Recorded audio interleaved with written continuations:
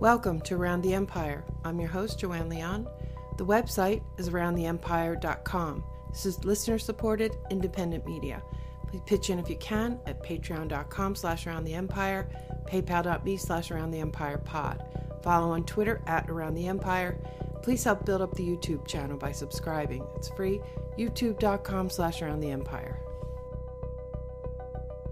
Jeb Sprague joins us today, and we discuss the hybrid war being waged on Venezuela with an end goal of regime change. We also talk about recent events at the Venezuelan embassy under siege in Washington and the Venezuelan opposition figures who operated outside to help with the seizure in violation of the Vienna Convention. Jeb Sprague lectures at the University of Virginia and formerly taught at the University of California, Santa Barbara. He's the author of Globalizing the Caribbean, Political Economy, Social Change, and The Transnational Capitalist Class, and also Paramilitarism and the Assault on Democracy in Haiti. In addition, he's authored and co-authored a number of scholarly articles, and he's the editor of Globalization and Transnational Capitalism in Asia and Oceania. He's a founding member of the Network for Critical Studies of Global Capitalism, and he's taught sociology in the Caribbean, East Asia, and North America. Find his articles at The Gray Zone, Mint Press News, The Canary, and at his website, jebsprague.blogspot.com. We recorded this on May 21st, 2019.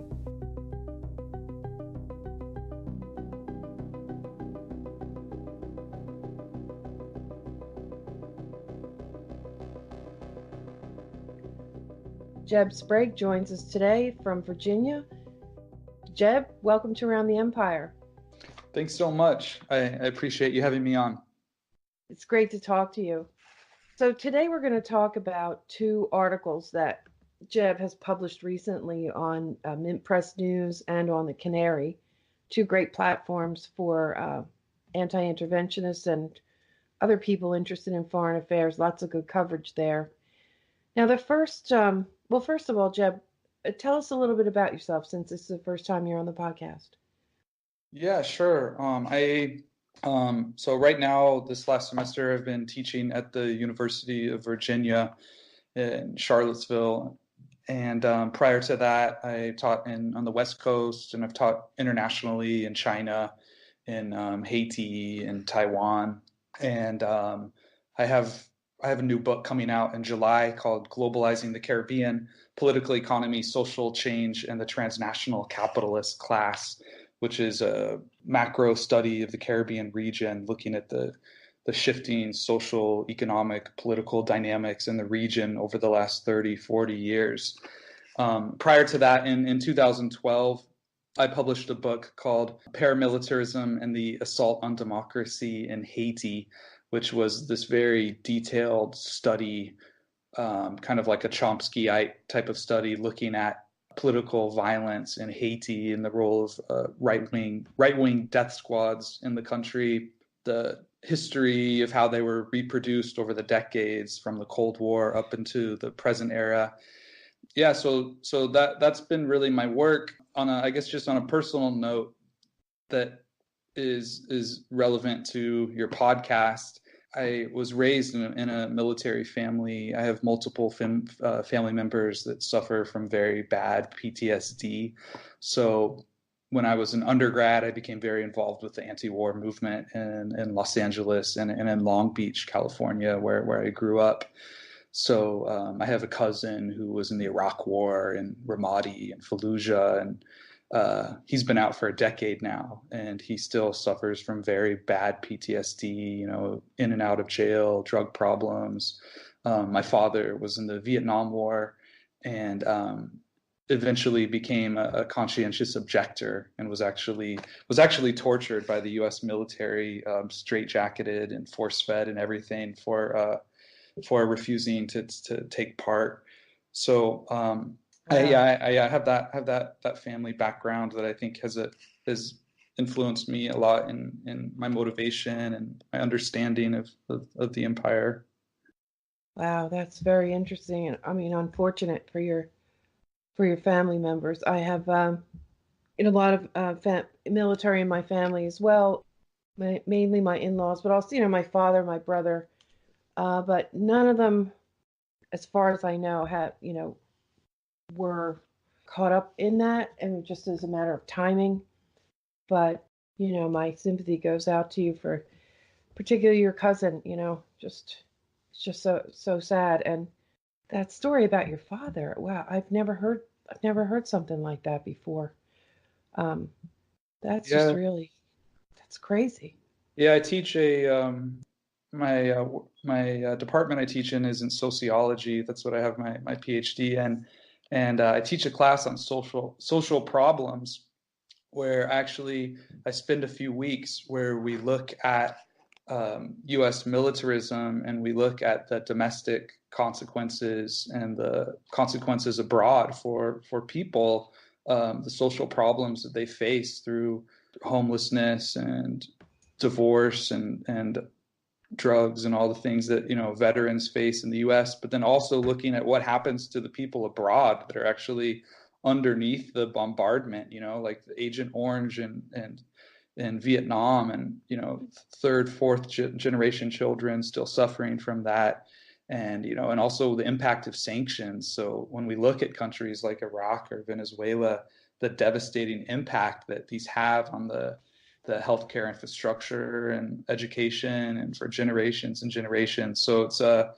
a real important topic, and the students are kind of really shocked by it when I teach that course, when we do that case study, because lots of times in sociology classes everything will be so focused on sort of like the family and contemporary, maybe criminal justice and inequality within the US or within the nation state that you live in, and everything can be very kind of boxed in. And so when we take a more global, historic, and critical approach, it's a lot of fun to teach, and I think real important. Yeah, yeah, I'm glad to hear that you are getting that perspective out there because I mean, it's not that we avoid that topic here. It's unavoidable, really. We have veterans committing suicide every day. I've seen some people dispute the numbers, but any numbers are any number of suicides per day is too many, right? So, and the sanctions, I think what bothers me most is that, and I was probably guilty of this myself too, because I just didn't know. I'd hear the word sanctions and it didn't impact me, so I really didn't think about it too much. But this year particularly, and in the past few years, I've talked to people who know more about sanctions, or people affected by sanctions, or know people affected by sanctions. Certainly in Venezuela, the topic has become much more prominent, which I'm glad about. But also in Syria, the people who are affected by sanctions there, and I've heard more stories about the actual impact on their life.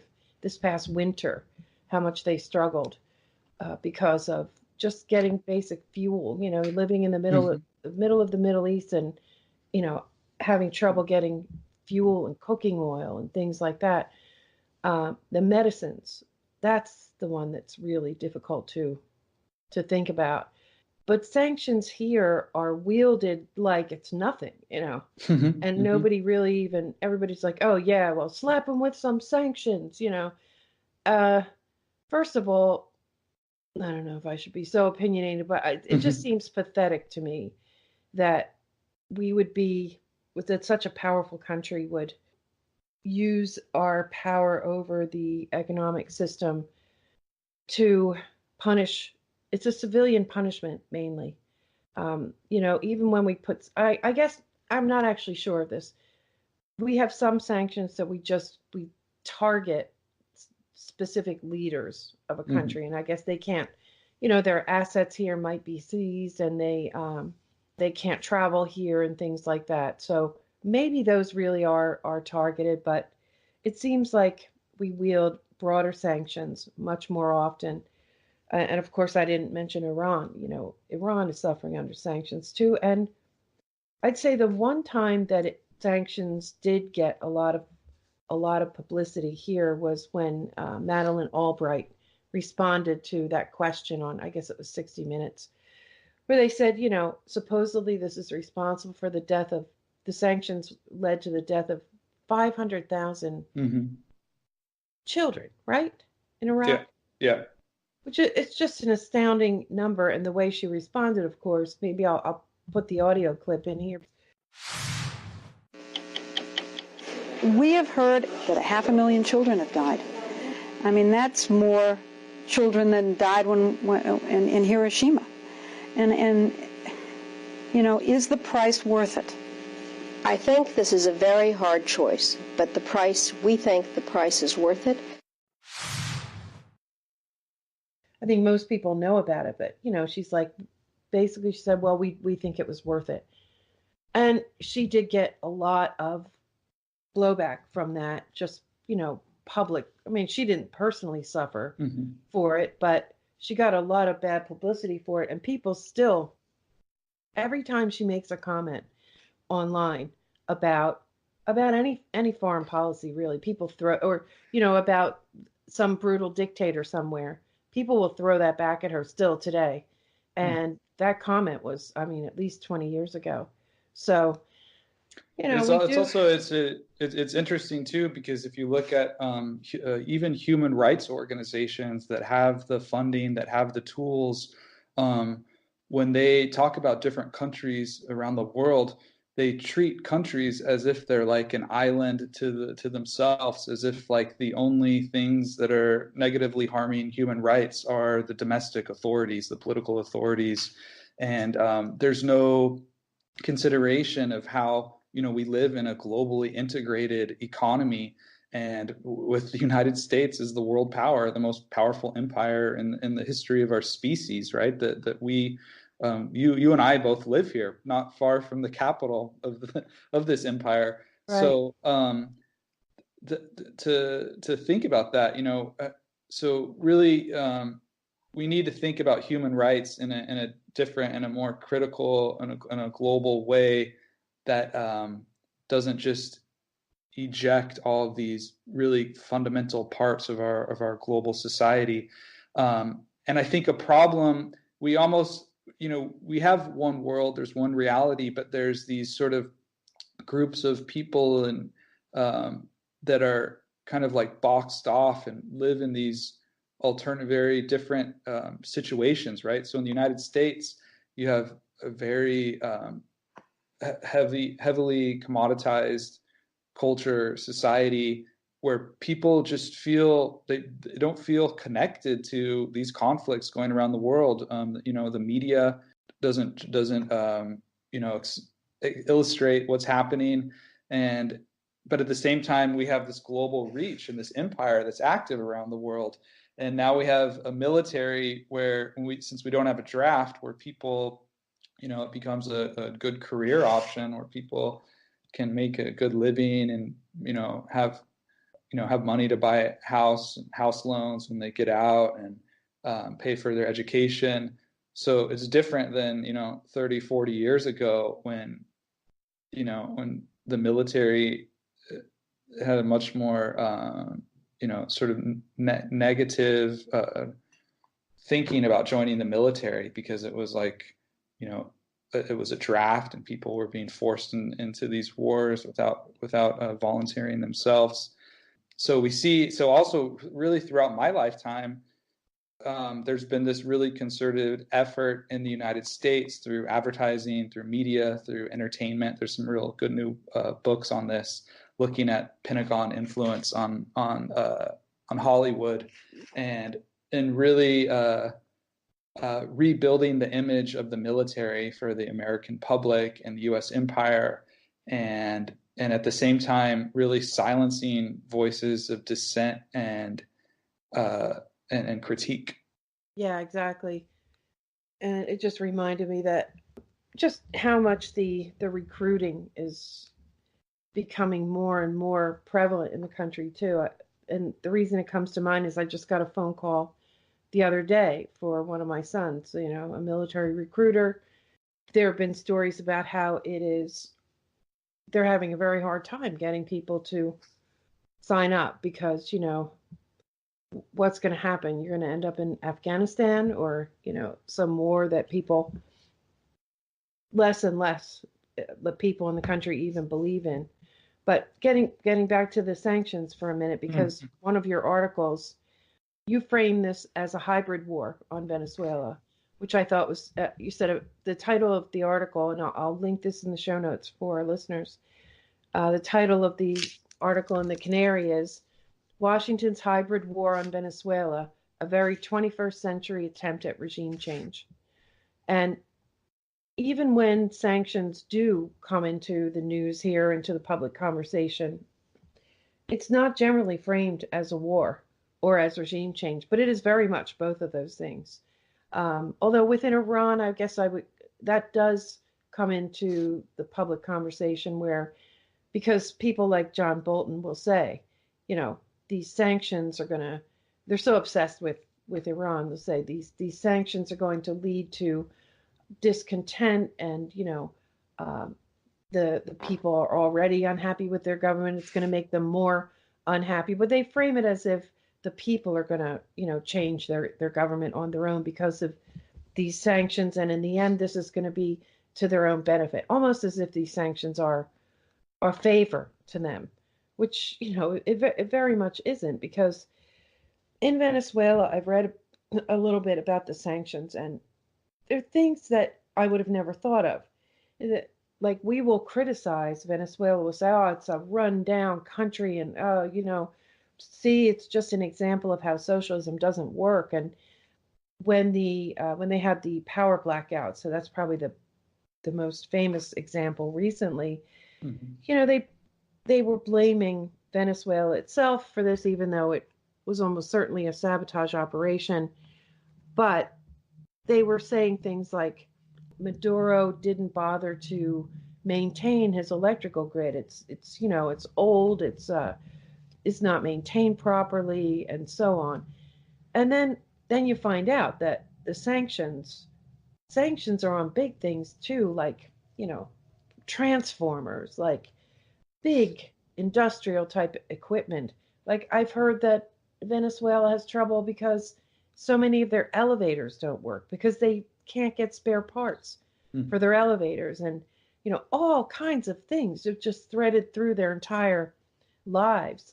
So anyway, I'm a little bit off on a tangent there, but it just really struck me when they said, like, their elevators don't work. I thought, wow, I wonder how many ways these sanctions are affecting them. And anyway, so it being a hybrid war, you talk about, right near the top of your article, you talk about how there are mysterious breakdowns and explosions at electrical plants, and how it's happening. Tell us a little bit more about how this hybrid warfare is waged on Venezuela. Sure. Well, yeah, I've been watching Venezuela very closely since the early 2000s. So this has been a campaign that's been going on basically since around the time that Hugo Chavez refused to join the FTAA, the Free Trade Association of the Americas, that George Bush was promoting, a free trade zone, sort of like remember how they tried to do this Pacific trade zone recently? Yeah. What was that called? Oh, I can't believe I can't remember the acronym now. Something, is it the TCC? Oh, the TPP. Yeah. TPP. Oh my, I can't believe I could forget it. Yeah. Yeah, that's Pacific Partnership. So they were attempting, a Western Hemisphere free trade zone, and Hugo Chavez was basically one of the only and the most powerful voice that really came out against that, because Venezuela is this major economy in South America. Also, by the way, has one of the stronger militaries. And so once that happened, the regime change, the wheels of regime change started to turn. And so this was after September 11th, when you're either with us or against us. And Bush, started carrying out the much more strong-armed policy towards a lot of different states and political movements in the global South. So, for example, the coup in Haiti in 2004, right? We all know about the invasion of Afghanistan and Iraq, and activities in a lot of other countries as well. And so Venezuela was targeted. That coup in 2002 failed, and there was this the U.S. backed a strike that hurt their oil economy. And then, going forward, oil prices rose, and so the Venezuelan government was able to rebound and really invest for the first time in major infrastructure oriented towards the poor. So healthcare, educational programs, sports, a lot of different infrastructure was built up in the country. But at the same time, it was a contradictory process. This is a country that has faced with the oil curse, right? So much of the economy is based around that production of petroleum and its trade, and then many other different problems around bureaucratization, corruption. It was a messy process, but it was a process that the majority of Venezuelans supported because they were seeing a qualitative improvement in their lives. And so flash forward, the U.S. continued. People act like that this U.S. campaign, this hybrid war, this destabilization only began just recently, but destabilization programs under Bush and Obama were very geared towards Venezuela, trying to block different loans, lawsuits, different intelligence operations, all sorts of things. But it really got the go-ahead when then Obama recognized Venezuela as right. He passed that legislation where he wrote into law recognizing Venezuela as like a threat, right. a national threat, which was a complete joke. Venezuela is not a threat to the United States empire. Right.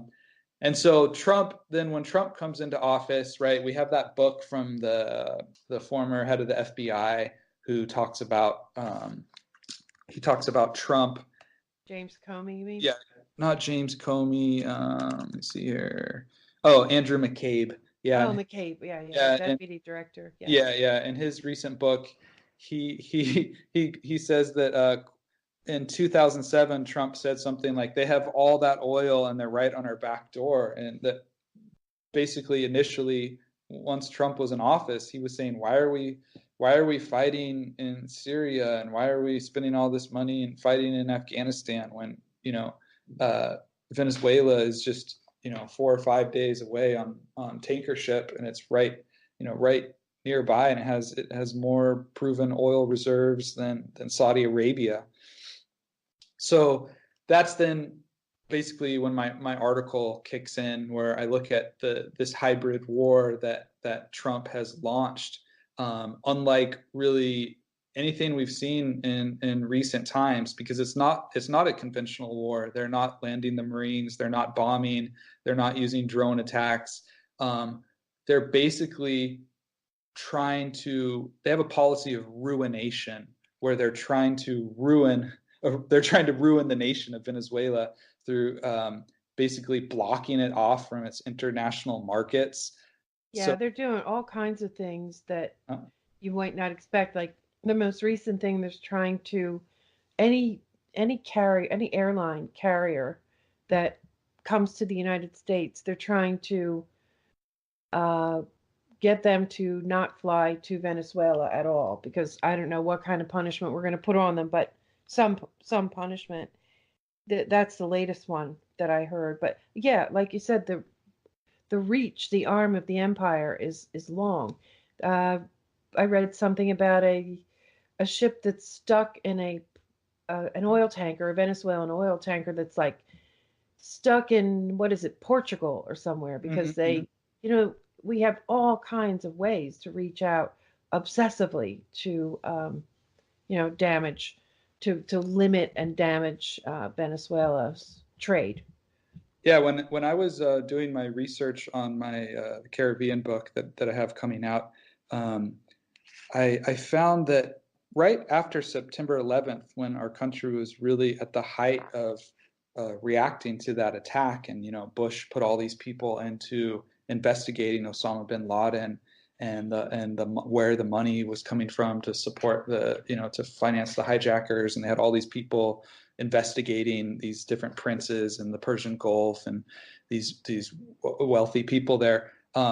It was interesting. I found that at that same time, I don't have the exact number here, but for like every official that they had investigating bin Laden and the Saudi princes, at that same exact moment in time, there was like 100 people that were like in the U.S. bureaucracy involved in enforcing the embargo on Cuba. So Wow. for example, there was like a little store in England that this shop owner was like selling cigars from Cuba, and like U.S. bureaucrats went to like the bank that like provided the loan for that guy to, to buy the store, and they put pressure on the bank to then put pressure on. I mean, Get just out. yeah. So like the The amount of the resources the they're size, investing in that. yeah, Yeah. yeah, the size and the retail resources, because it's such a huge part of our government budget is in militarized accumulation, national security. I think it's like 51% of the discretionary spending. So it's just their reach is astonishing. And so with Venezuela now, we see that there's like dozens of tanker ships off the coast that have not been able to sail out. There's a company, Reliance, in India that has been buying Venezuelan oil at a low price. I mean, but imagine what that, instead of shipping to New Orleans, now you're shipping to India. So Yeah. that's a much more expensive, long-term, a long trade route. And so the U.S. State Department has been putting pressure on that company in India to stop buying. They haven't done that yet because I think it's so profitable for them. They're still willing to keep doing it. And they're big And enough to defy, but you don't know how long that will go on for. True. I mean, the web that the U.S. can spin across the planet is just so massive. So, like you said, a lot of like replacement parts have been hard technology replacement parts to get into the country. Also, I mean, the country is polarized, and there's a lot of there's valid criticisms of the government. There's a migration crisis. There was already an inflationary crisis. Mark Weisbrot of the CEPR, Center for Economic Policy Research in DC, he's laid out some very good papers showing different macroeconomic policy errors that the Venezuelan government made. But what he and others argue is that, those problems, those could have been solved over the long term and fixed. But this sanction regime that the Trump administration has carried out, it's basically turned that into a hyperinflationary crisis. It's like you've taken somebody with pneumonia, and instead of allowing them to get medicine, you've locked them in a room and refused to open the door, and not allowed them to have any water. So it's like it's a very brutal and sick project that they're carrying out right now. Right. And it does seem to be making the Venezuelan people even more defiant, and Iranians too, if we look for a parallel situation in the Middle East. But over time, we wouldn't keep doing this unless it worked. So, it just, if you put yourself in the position of people in these countries, over time, you must start thinking, well, why don't we just put someone in power who is friendly with the Americans, because this is just crazy. Maybe they go and visit other countries and they see all the things you can get and how much better certain things are for that reason. I think it still is effective. I also think that it's I see more resistance and more pushback. I don't think this can work long term. I think that some other countries are trying to evade or create new systems, or we have Russia and China sort of helping, or probably taking advantage of some of the countries that are under sanction by the United States, to move in there. With the situation with the spare parts, the first thing I thought of was, well, that country's never going to buy whatever it is, Otis elevators anymore, or American industrial equipment anymore, right? They're going to avoid ever purchasing that again because they don't want to be getting that situation again. So it's damaging to us over time. There are there are other countries who are developing financial transactional systems that could replace ours. That's not an easy thing to do, but they're still going to do it or try to do it. Um, and 100 other ways. They're going to get medicine from other places or try. We're going to still try to block that, but it's a damaging tactic. I don't think it was ever meant to be a long-term tactic the way we're using it right now, because over time, people, even as powerful as this empire is, people are going to find other ways. They are finding other ways, and it's going to hurt us in the end. It's going to hurt. It already has hurt our reputation in the world, that's for sure. Mm-hmm. But it's going to hurt us from an economic standpoint too. Yeah, I think it's also important to look at this, really how this is playing out in a globally integrated economy, right? Where finance and production circuits are so functionally integrated across the planet. So how intervention or imperialism, how it plays out now is very different from like 80 years ago, right? We have, for example, there's Chinese mining companies in Afghanistan. Right after we invaded Iraq, we invited companies from around the world. Major Chinese state firms have large institutional U.S. investors in them. China's economy and the U.S. economy are so intermingled. And it's the same way in South America and across the Caribbean. There's a lot of cross-border mergers and acquisitions and investments. And so how then does this play out in that situation?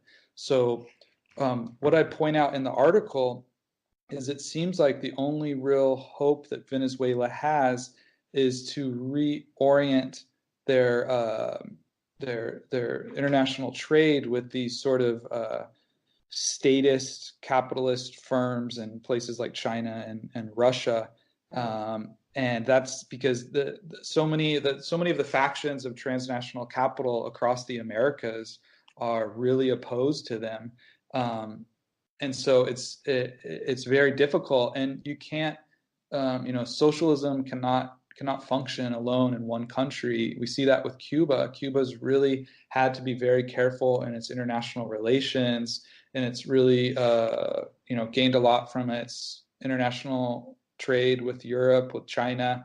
They have to have good relationships. So in Venezuela, though, it's they have this huge resource wealth, but it's a very messy situation because it's they don't have the planned organized state economy like in Cuba. So they're right now, for example, they're welcoming in Turkish gold, these gold mining operations. Like I mentioned, the Indian company Reliance, which, you talk to people in India, Reliance is like one of the most hated companies, right? Like involved in like the destruction of like indigenous habitats and of tribal lands in India. So it's this contradictory global economy where surviving in that when you're under attack, it's very difficult and it's very messy. Yeah, that's a good point that you bring up there too. Like, I hear very sort of simplistic statements about how Venezuela is a socialist country, but it's a lot more complicated than that. It was it was a compromise, right? It wasn't really. They have huge social programs. They use the oil wealth to lift up millions of people out of poverty. And they do have food programs and housing programs, education, and things like that. But most of the industry is still privatized, right? Yeah, well, and also it's that political project, it functions through a bourgeois state system. So the political parties, they get their funding from individuals, and so the opposition political parties, there's major wealthy interests that support them, big business people. So this isn't like publicly financed electoral system.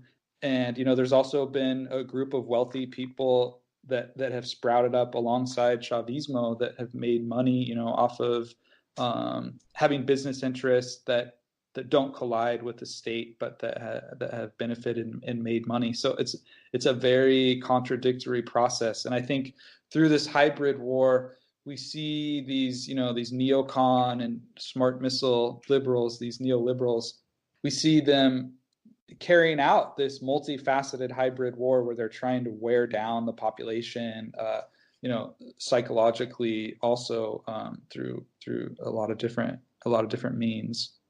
Yeah, and this is a great time to transition over to the Venezuelan embassy, but I want to pick up on one point you made earlier, which is the hybrid warfare waged against Venezuela under previous administrations. It's very public, very aggressive under Trump, but I'm not sure if it started under Bush or under Obama, but there were some extremely damaging things that happened under those administrations in Colombia. Particularly, there was a big spread in the Washington Post, I believe it was Jane Mayer, that sort of came out of nowhere some years ago about our careful military intervention into Colombia.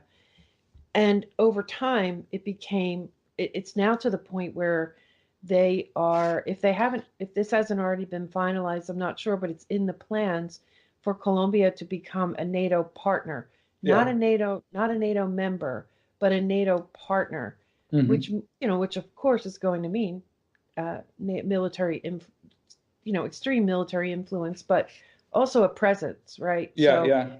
So, putting a friend, a military ally of ours next to Venezuela is a long-term and a really serious issue for Venezuela. Now there's a friendly government in Brazil, and I'm going to cite Colonel Wilkerson again. My listeners will know I've cited him in the past couple podcasts because I've listened to a couple of his lectures recently, and he actually participated he was actually there for the 2002 coup, and he's very familiar with the Venezuelan military. He has he has a lot of warnings for American policymakers who want to take on the Venezuelan military. As you mentioned, they are a significant strong military in the region. And Wilkerson even said they may be the strongest military in South America, but I've heard other people say that Brazil surpasses all the other militaries in the region by far. So I'm not sure if he misspoke there, but either way. Yeah, I mean, I think that the geographical size of Venezuela is larger than Iraq. They have a larger population. I mean, the cities, there's massive barrios that a lot of the Venezuelan police won't even go into, and these are areas where Chavismo is most popular. There's huge mountainous areas, jungle. So it seems it would be hard to believe that the U.S. would carry out a military invasion there anytime soon. It seems like they would want a situation like in Libya, where maybe you have a town, maybe a group within the military rise up, or a group of people seize a town, and then if enough media and propaganda had started being carried out, then the U.S. could maybe start an aerial type war. That to me, that would seem the most. If there would be if this turns into a civil war, or that type of situation, that's the route I think it would take. And I think there's actually some evidence that maybe that long term they're thinking about that. So we didn't mention this, but earlier in the year, I went to the office of 21 Air, which was a company in North Carolina. I have a little short piece on the Gray Zone project on YouTube that your listeners could listen to, where I went to their office, and it's a U.S. company. Yeah, they got caught flying in AR-15s, around 19, these machine guns into Venezuela, and it was like Venezuelan authorities accused U.S.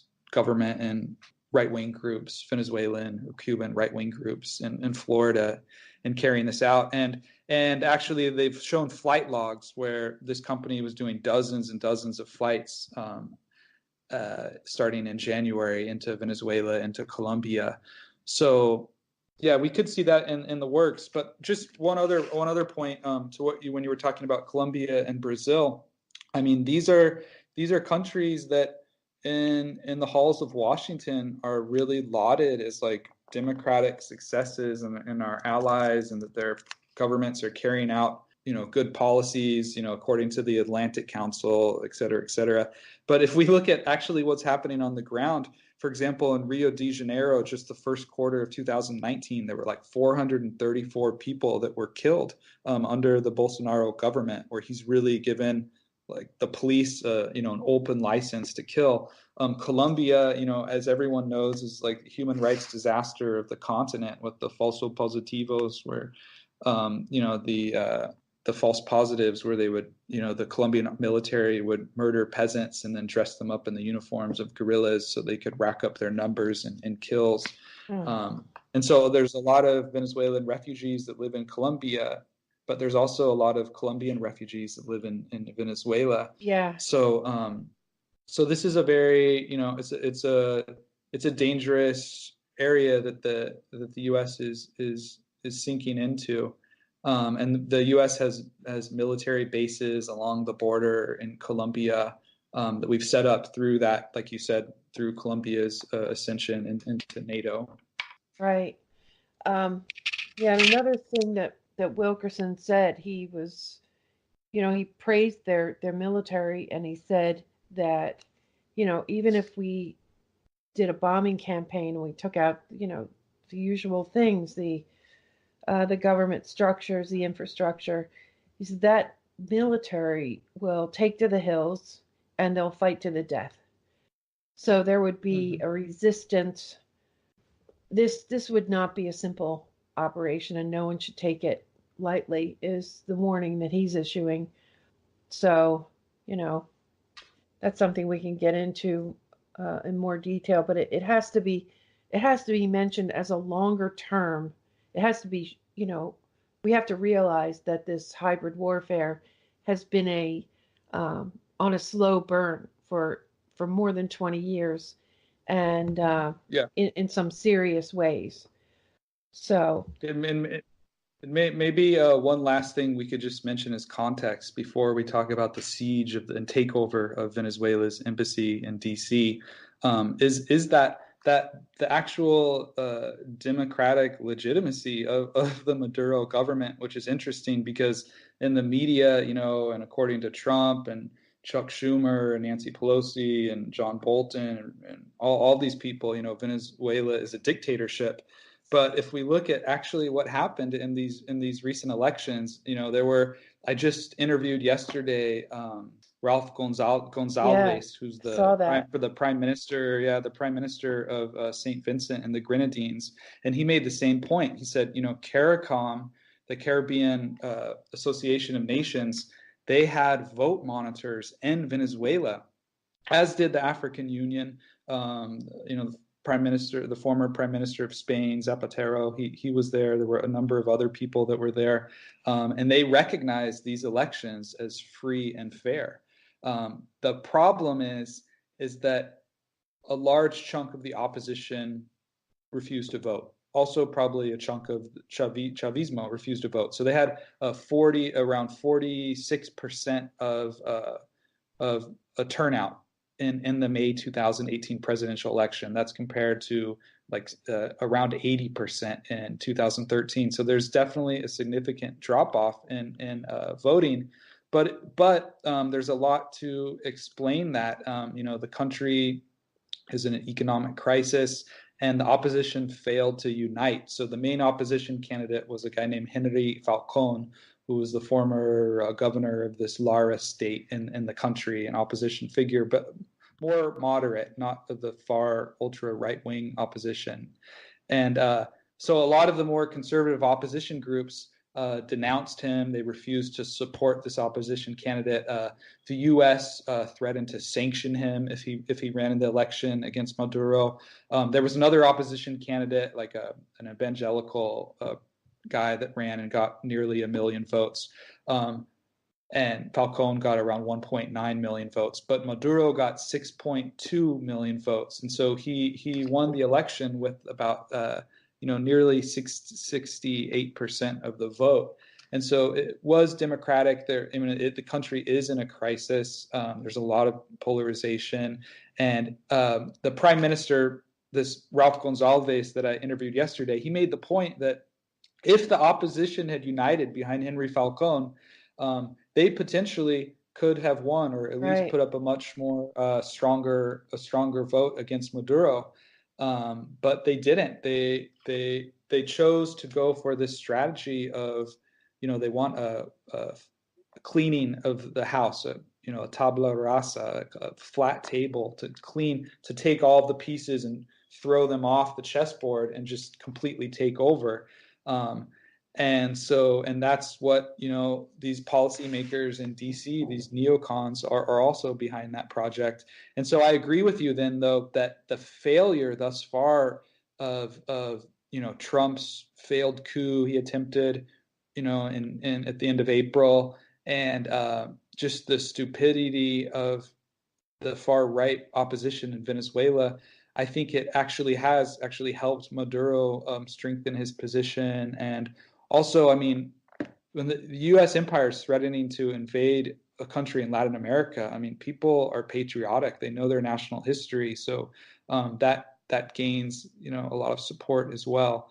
So it's a complex situation, but I think if we want a situation where people aren't going to die, where the country can develop and have a peaceful future, and where poor people aren't like permanently marginalized, with their social reproduction not required, where they can just be unemployed and no health care and just be permanently on the outside of the society.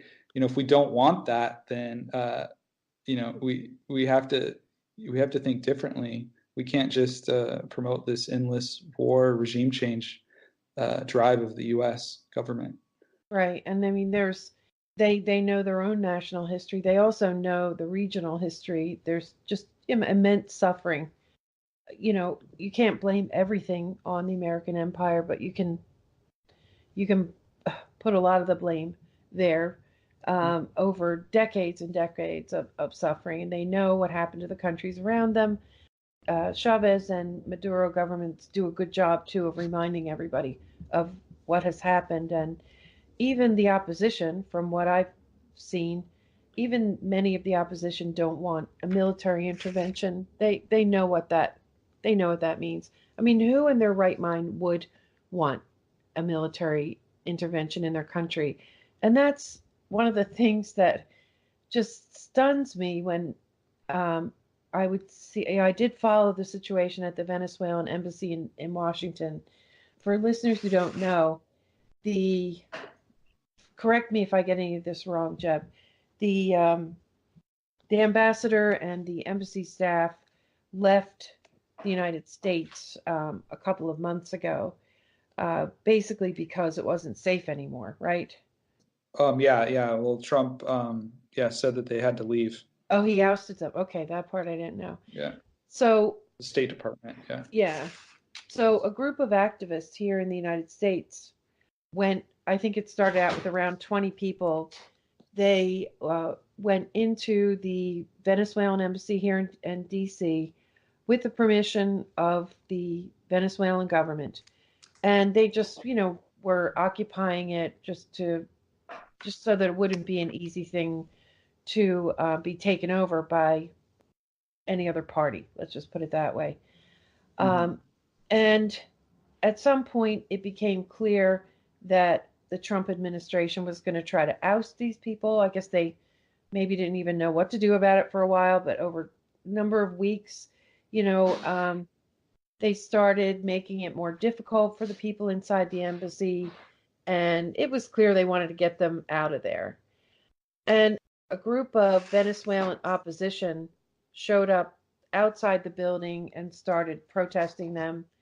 And, and some of them are, well, first of all, Juan Guaido himself is calling for U.S. military intervention in Venezuela after these two failed coups, which they believe would they believe they wouldn't need a military intervention. They thought they could, take things over via coup. But, some of the people interviewed on the street by like Max Blumenthal and others, they were clearly against any military intervention, but others were. And the ones outside the DC on the street in Washington DC seemed much more belligerent and much more violent than the others, and were some of them were in favor of a U.S. military intervention in their own country, which just that just blows my mind. Who they know what happens when there's a military intervention, bombing campaigns, and everything that happens after that. I mean, who are these people, Jeb? In your latest article, you've done some research, and I assume you have. Well, you wrote the Mint Press article with Alex Rubinstein, who was one of the embassy protectors. He spent weeks inside the embassy, and he left. I think just a day or two before there was a raid on the embassy, and the last four activists were removed. So you have close ties with some of the people who were intimately involved in this, and also ties to the Gray Zone, who've been doing some great reporting, some of the best reporting on Venezuela. So, tell us about that whole incident about occupying to protect the Venezuelan embassy, and the research you've done to the people who were the opposition, people who were outside protesting and trying to get the embassy protectors out of the embassy. Sure. Yeah. So really in early April, that's when it started, when this group of peace activists from Code Pink, from a group named Popular Resistance, from the Answer Coalition, from some other groups, and some journalists started spending time in the embassy, where Venezuela's constitutional government allowed them or invited them to enter. Right. And when the officials were leaving, and so they would the idea then was that they would hold that embassy and make sure it would stay property of the Venezuelan government.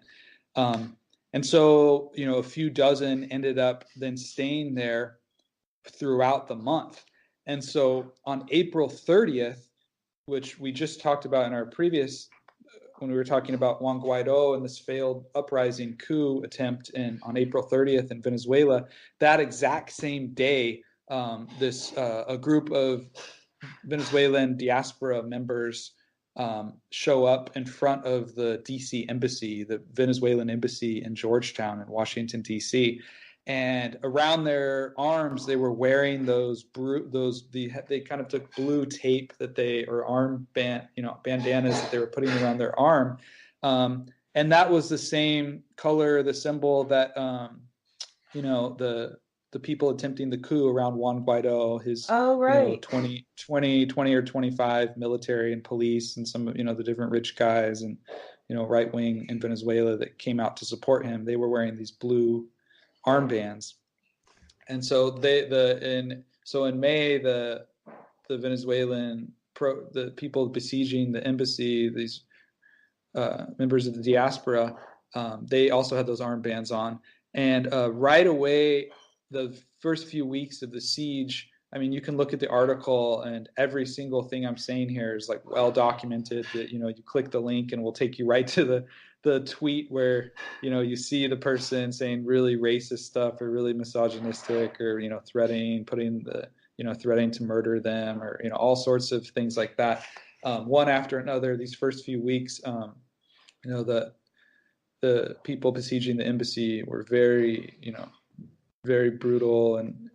what they were saying, and so and they were threatening too. Yeah, and also they were. Yeah, what were you going to say? I just wanted to mention for people who might want to refer to those things, and Alex Rubinstein and Anya Parampel they carefully documented some of these things. You can see little video clips in there on Twitter as well. Yeah. And I spent a few days around the embassy. I drove up from Virginia, And the opposition members, they were taking these 120 decibel air horns and strobe lights and scuba lights and going, blasting those inches away from the eardrums of like elderly, Code Pink activists and shining them directly in the eyes of protesters and up at the people in the embassy and just making very loud noise. I mean, these are people that, are very dedicated to they want regime change in their country. They're not open to negotiation or compromise. Also, they were displaying, ultra Zionist and banners and praising Donald Trump, and they were working. The secret police were definitely taking the side of the people that were carrying out this siege. Even the correspondent for Telesur, this woman named Alina Durate, she actually had people threaten her, and then she had an attempted break-in into her apartment, so she actually had to move. So the article we did then, we wanted to look at, so who exactly are these people carrying out this siege where they're trying to, violate the Vienna Convention on Diplomatic Relations, which is like a foundation of interstate law, the protection of embassies as the territory of a foreign country. I mean, even in a lot of wars, embassies will not be handed over because, you need embassies, you need ambassadors to be able to communicate with foreign governments. And so it was a very unprecedented move by Trump's State Department. So would you like me to then talk about some of the different individuals and their strategy real quick?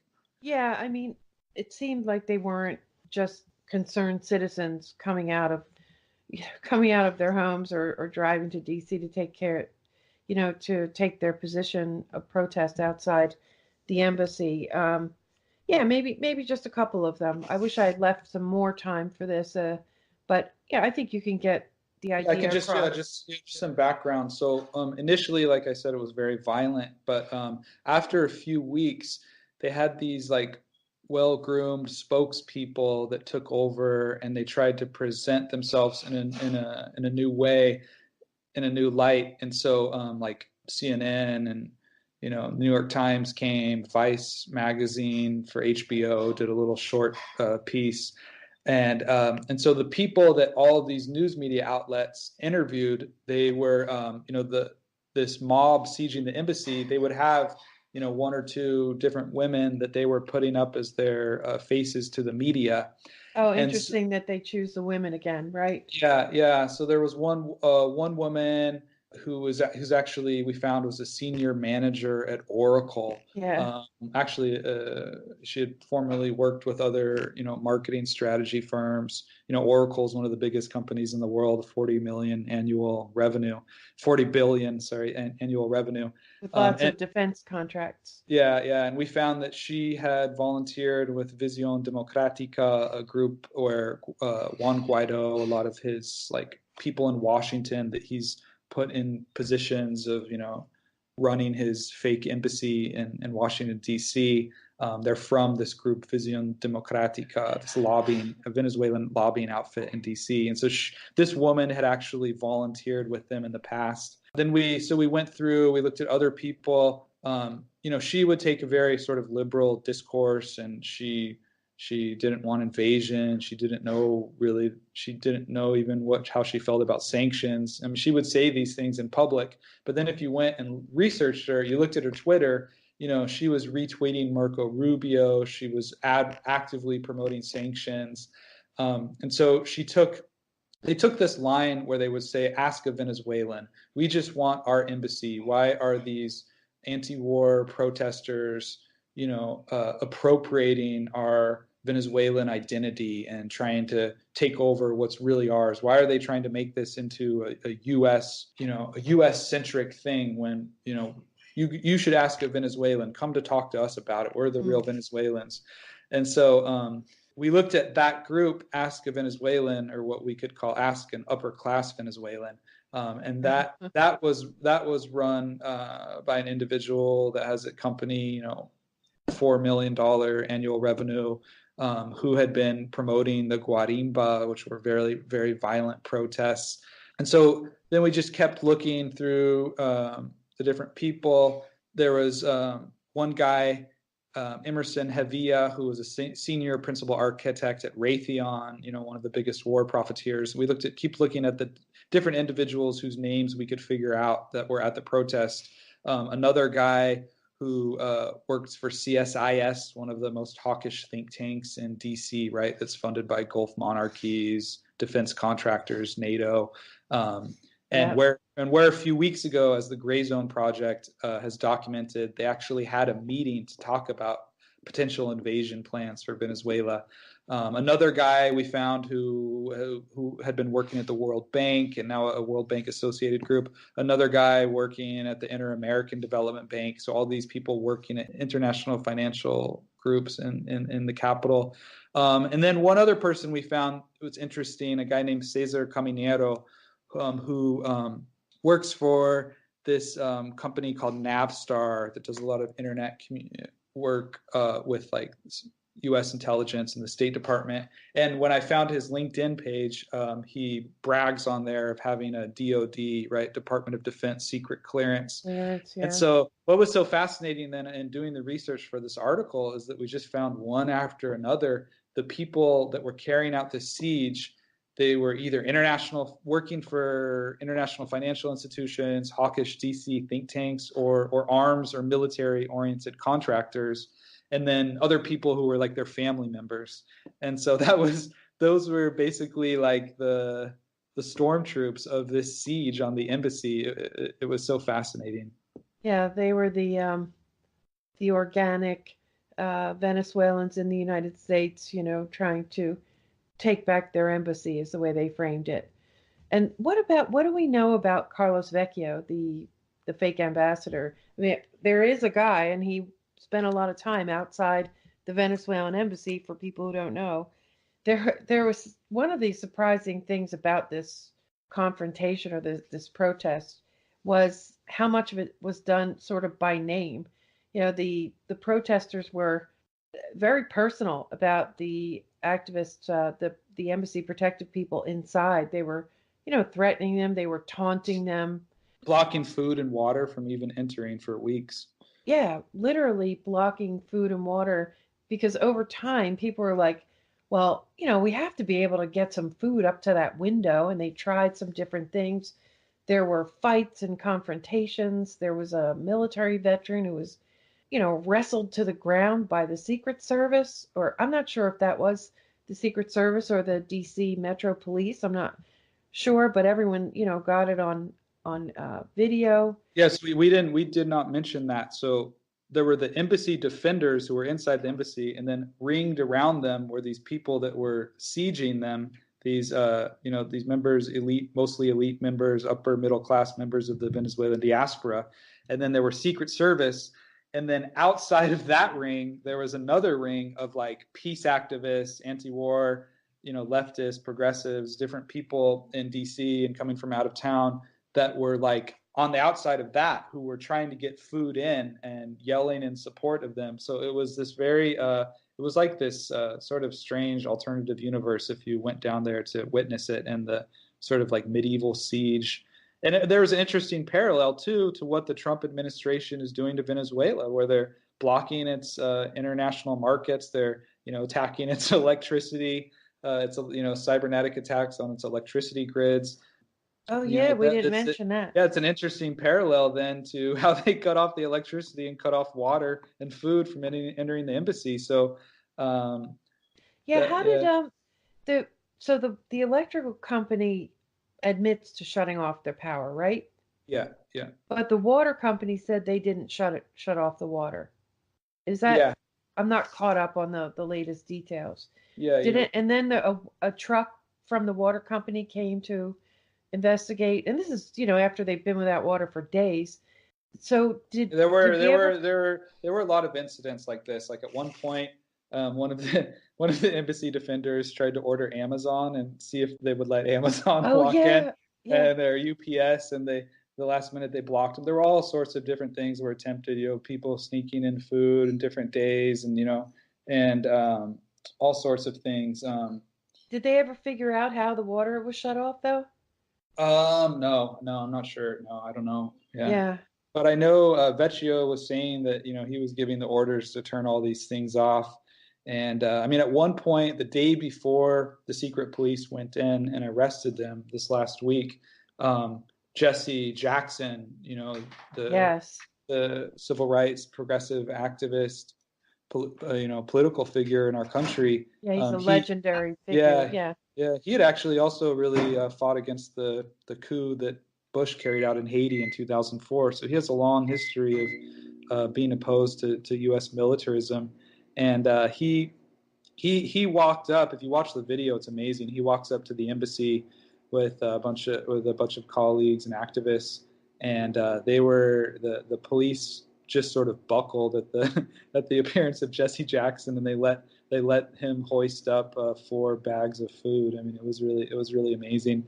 And I mean, I don't have any evidence to prove this, but I think that Jesse Jackson showing up and it becoming more of a media circus and the food getting in, I think that, the people at the State Department and the Trump government just decided, well, we can't let this continue. We're just going to violate the Vienna Convention on Diplomatic Relations and go in and arrest all these people. And so they arrested them, and they haven't charged them, though, with trespassing. They don't want to have a big court case having to justify, seizing the embassy and, have a big argument over who owns the embassy. So they've charged them with it's like a misdemeanor A charge where they charge them for I don't have it right in front of me, but it has to do with blocking federal authorities from carrying out their work.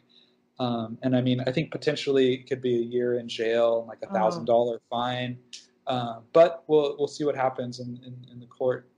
Yeah, it seemed clear to me as well, and again, I don't have evidence either, but it seemed clear to me that a they saw growing support, more attention to this situation, and they were afraid that it was going to, that more and more people were going to show up, that Jesse Jackson was, people were going to follow his example and, save the besieged embassy protectors. And they really were the sympathetic characters in this, despite the media's. And I have to say, too, the Venezuelan opposition outside, they were smart in the way they framed this. They were saying, "Get out of our embassy, you Americans." And for people who didn't understand the situation, I think that would have been a fairly convincing narrative. Yeah, and they could show photos or videos, of different incidents of police brutality in Venezuela. They would use that to make their case, but but they completely ignore, for example, right-wing paramilitary groups. I've documented. There's been articles on this, that murder Chavista farmers. I mean, they wouldn't show, information on that. They wouldn't talk about the effects of the U.S. sanctions or the hybrid war. They were sounding like Human Rights Watch or one of these, DC embedded think tanks where, everything is the blame of U.S. official enemies. Yeah, the evildoer. Yeah, for sure. But you can never really as soon as you scratch the surface of any of those narratives, you find out that things aren't the way they appear. But as far as protesters go, they got better as time went on about their displays and their public displays and the narratives that they used. So definitely. Yeah. But even with that, they were starting to lose the PR battle, and I believe that's why they, took this massive step of violating the Vienna Convention and going into an embassy and arresting people inside it. I mean, it's stunning, really, when you think about it. If our enemies had done the same thing, it would have been international news for weeks and weeks and weeks. There would have been every expert in the country would have been pulled onto CNN and Fox News, and they would have condemned such an action. But, Yeah, I think now we're going to see what happens when this goes to international tribunals. From in the 1980s, Nicaragua brought a lawsuit against the Reagan administration and in the World Court where, the U.S. had put sea mines, these explosive mines that float in the water. They had put them in front of a harbor in Nicaragua, where its only oil refinery is located. And the U.S. was found culpable and guilty, and by the World Court, but they never, the U.S. never paid out, or never. The U.S. has this, built-in impunity where it can do what it wants, even when it violates international law. For now, anyway. We'll see if we're able to keep that up. I have my doubts, but well, listen. Anything else that we want to cover? Just for our listeners, I want to say that Jeb and I plan to talk more in the future about his expertise in the Caribbean area, the actions of the U.S. empire and the foreign relations in that area in the future. And I'm really looking forward to that. But for today, we probably should wrap up. So is there anything else that we need to cover here? Just the last thing I would say is that the embassy siege, it was so inspiring for building a larger anti-war movement. Already in March, they had this. Earlier this year, there were thousands of people that came out and protested on I think it was March 16th in 2019, where protesting against this hybrid war on Venezuela. And at the embassy siege, there were so many young people and a diverse crowd, and it was so inspiring, and a lot of community building, and so I think we're living in an exciting time, and I think a lot of people, U.S. Pentagon planners, have been speaking out about this, how they're upset about war weariness amongst the U.S. population, that people don't want to go to more wars. And when we take polls, people are in opposition to this. So I think your podcast and alternative media and activists, I think it is definitely having a positive impact. Well, I hope so. I found that I really wanted to go myself. I'm about 3 hours away, and for a few different reasons I couldn't. But I did buy my Hands Off Venezuela t-shirt. I wore it here in sort of virtual solidarity. And I also noticed that same sentiment. It's played down. You won't hear about it in the U.S. media. But sometimes polls are taken that give that indication, that show what Jeb is saying is very true. And the multi-generational aspect of that Venezuela embassy protective and their supporters was very, very evident. You could not notice it. And that was, for those of us who are anti-interventionists, it's been pretty discouraging that we don't have a large anti-war movement. But, you shouldn't judge just what's happening here and the sentiment here because there aren't millions of people out on the street. There are, in many other ways, a large resistance to interventionism. So let's all keep at it. All right, Jeb, where can people find your work and how can they support you? Well, first, thanks so much, Joanne. I have a blog at jebsprague.blogspot.com. You can just Google my name, Jeb Sprague, and you can find my different books and articles and publications, or on Twitter at Jeb Sprague. Thanks so much. Okay, great. And we'll talk again soon, and take care. Okay, bye-bye.